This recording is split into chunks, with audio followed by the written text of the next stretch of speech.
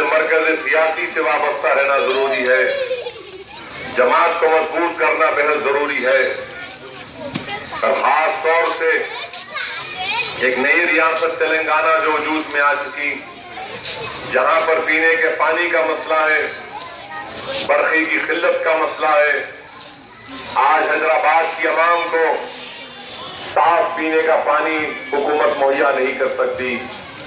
आज हैदराबाद की आवाम को बरसर इख्तियार जमात 3.5, 4, 5 घंटे लाइट बंद होती है, जिसकी वजह से लोगों को तकलीफ, छोटे कारोबार करने वाले परेशान, छोटी इंडस्ट्री चलाने वाले उनकी इंडस्ट्री बंद हो चुकी। आप अंदाजा लगाइए, जब कांग्रेस पार्टी पिछले 10 साल से यहां पर हुकूमत कर रही है, तो फिर इन मसाइल के हल के लिए उन्होंने क्या किया? क्या मैं गलत कह रहा हूं आपसे कि हर महीना जो बरखी का लाइट का बिल आता है, उसको देखकर हर घर परेशान हो जाता है कि जो हम जितनी बरखी कंज्यूम या इस्तेमाल करते, उससे ज्यादा उस बिल में फ्यूल सरचार्ज के नाम पर करोड़ों रुपए का बोझ आवाम पर आयद कर दिया गया। ये कांग्रेस पार्टी का कारनामा। मैं आपसे कह रहा हूं कि हमारे नुमाइंदों को जिताना बेहद जरूरी है, इसलिए कि नए तेलंगाना में लॉ एंड ऑर्डर जो है वो हैदराबाद का मरकजी हुकूमत के पास रहेगा।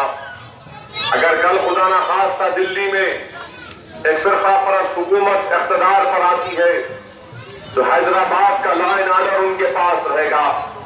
मैं पार्लियामेंट में खड़े होकर पुकार कर कांग्रेस पार्टी से कह रहा था कि लॉ एंड ऑर्डर रियासत का सब्जेक्ट है, लॉ एंड ऑर्डर तेलंगाना के चीफ मिनिस्टर के पास रहना चाहिए, मगर कांग्रेस पार्टी ने नहीं सुना।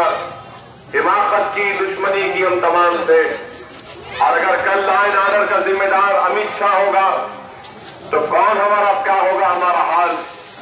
इन चीजों पर आपको हमको गौर करना है।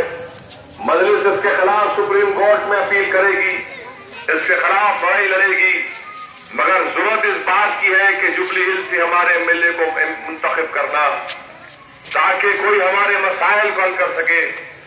आज आपके जुबली हिल में आप देखिए कि 100 एकड़ गवर्नमेंट की जमीन पर कांग्रेस पार्टी के लोग नाजायज कब्जा कर लिए। कोई एक ढंग की मार्केट नहीं है। हमारे महल्ले जात में आरटीसी की बस बराबर नहीं चलती। गरीब लोगों के लिए पट्टे नहीं दिए जाते।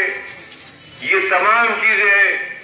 इन नाइंसाफियों का खात्मा करना है, तो आपसे अपील कर रहा हूं कि मजलिस के नुमाइंदों को मुंतखब करिए। ये कैसा कांग्रेस का उम्मीदवार है कि इसकी बहन को कंट्रोल नहीं कर सकता? ये कांग्रेस पार्टी में बहन वाईएसआर पार्टी में, यहां पर क्या करेंगे आप बताइए? एक घर में 2 सियासी सोच है, तो आपसे कौन सही पैगाम आपको दे सकता है? क्या काम कर सकते हैं? तेलुगु देशम बीजेपी आपके सामने है। मैं आपसे बड़ी जिम्मेदारी के साथ कह रहा हूं कि कांग्रेस पार्टी में दम नहीं है कि तेलुगु देशम और बीजेपी के बढ़ते हुए फिरका परस्त खत्मों को रोक सके। अगर कोई नरेंद्र मोदी से मुकाबला करने की ताकत रखता है, तो मजलिस इत्तेहाद मुस्लिमीन है। मैं आपसे जो गुजारिश कर रहा हूं कि सिर्फ कांग्रेस पार्टी को हमको देखना नहीं है, हमको तेलुगु देशम और बीजेपी को भी देखना है कि कैसे ये लोग, आज बीजेपी के लोग कह रहे हैं कि मजलिस को हटाओ, हैदराबाद को बचाओ। आखिर मजलिस से इतनी दुश्मनी क्यों है? कांग्रेस के उम्मीदवार को मजलिस से दुश्मनी, बीजेपी तेलुगु देशम को मजलिस से दुश्मनी।